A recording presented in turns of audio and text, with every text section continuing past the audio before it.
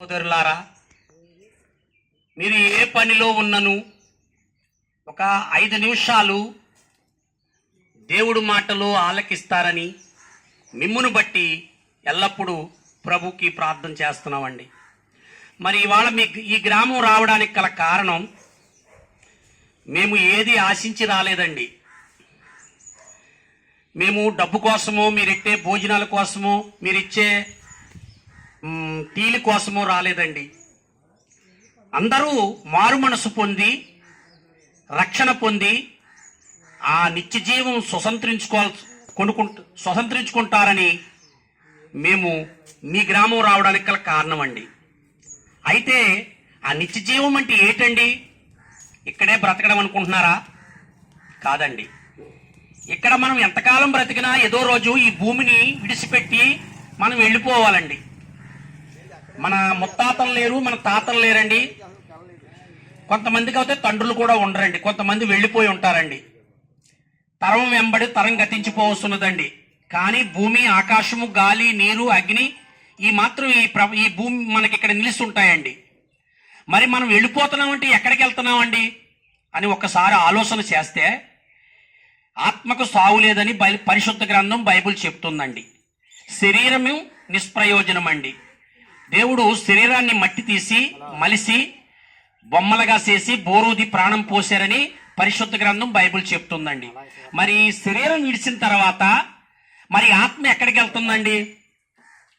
ఆత్మ తన తండ్రి మనకి దయచేసిన దేవుడి దగ్గరికి వెళుతుందండి.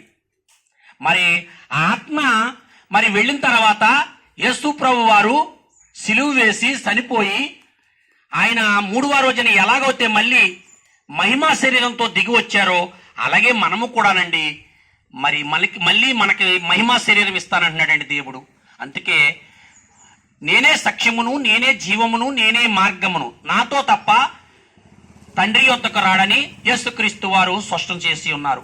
మరి అక్కడికి మనం వెళ్ళాలంటే ఏం చేయాలండి? ఇక్కడ మనం ఎలా పడితే అలా బ్రతికేసండి, మరి ఎది పడితే తినేసి, ఎది పడితే తాగేసి, ఎలా పడితే జీవిస్తే మనకు ఆ స్వర్గం వస్తుందంటారా? లేదండి. ఆ నిజదేవుని తెలుసుకోవాలండి. ఆ నిజమైన దేవుణ్ణి తెలుసుకుని ఆ నిత్య జీవం పొందాలంటే కొన్ని మరి షరతులు ఉన్నాయండి. ఆ నిజమైన దేవుని తెలుసుకుంటేనే మనకు ఆ నిత్య జీవం అండి. చూడండి, మనము నిమగ్న మాత్రులు, ఇంతలో కనపడి అంతలో మాయమయ్యే ఆవిరి వంటి వారని పరిశుద్ధ గ్రంథం చెప్తుందండి. చూడండి, మనకి ఇక్కడ చట్టాలు ఉన్నాయండి. మనకి చట్టాలుండి ఏం చెప్తున్నాయండి? తప్పుగా ప్రవర్తిస్తే మనకి శిక్షలు వేస్తారండి. పోలీసు వారు తీసుకెళ్తారు, అరెస్ట్ చేస్తారు, కోర్టుకి అడ్వర్ట్ మనకి కోర్టుకి అప్పచెప్తారండి. మరి అక్కడ శిక్షలు వేస్తారండి. మరి అలాంటిది మనం మనుషుల్లోనే ఈ నిబంధన ఉందంటే, సర్వ సృష్టిని సృష్టించిన సృష్టికర్తకు నిబంధన లేదంటారా? మరి ఆ దేవుడు కూడా చట్టం ఉందండి. ఎవరైతే ఆ నిజదేవుణ్ణి ఒప్పుకుంటారో, ఎవరైతే ఆయన్ని విశ్వసిస్తారో, ఎవరైతే ఆయన్ని హృదయంలో హత్తుకుంటారో, ఎవరైతే ఆ రక్షణ పొంది మరి యథార్థంగా బ్రతుకుతారో వారికి నిత్య జీవం ఇస్తానంటున్నాడండి దేవుడు.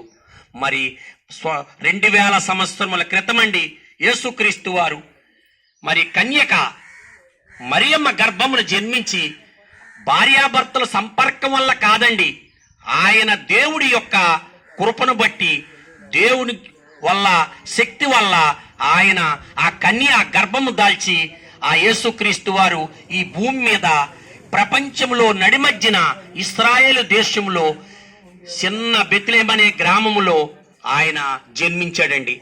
అతను రావడానికి గల కారణం మానవులందరి పాపం తీయడానికండి.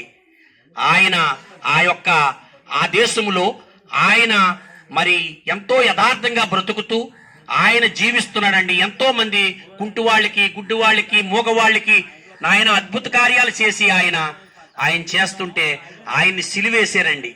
ఆయన సిలువ వేయబడ్డాడు మన కోసమేనండి. సర్వమానవాళి పాపముల కొరకు ఆయన సిలువ వేయబడి, సంపబడి 3వ రోజున సజీవుడై తిరిగి లేశాడండి. ఆయన కార్చిన సిలువలో రక్తం పరిశుద్ధమైందండి. ఆయనలో ఏ పాపము లేదండి. మరి ఆ రక్తంలో మనం కడగబడాలండి. ఆ రక్తంలో మనం కడగబడి ఆయన విశ్వసించి, నమ్మి, రక్షణ పొంది మరి ఆయనలో వెళ్తే మనకు నిత్య జీవం ఇస్తాడండి. అక్కడ సావులు పుట్టుకలు ఉండవండి. ఆ స్వర్గంలో, ఆ యొక్క పరలోకంలో సావు పుట్టుకలు ఉండవండి. అక్కడ సంతోషమైన జీవితం అండి. అక్కడ 10 సంవత్సరాలు 100 సంవత్సరాలు కాదండి. అక్కడ కొలత లేదండి, తూకం లేదు.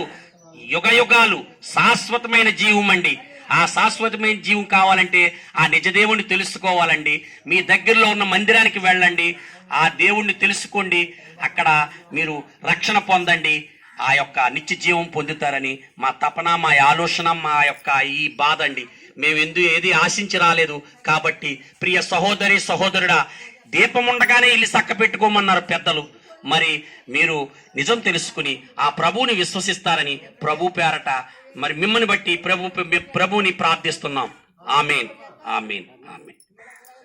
దయగల తండ్రి, సర్వోన్నతుడైన ప్రభు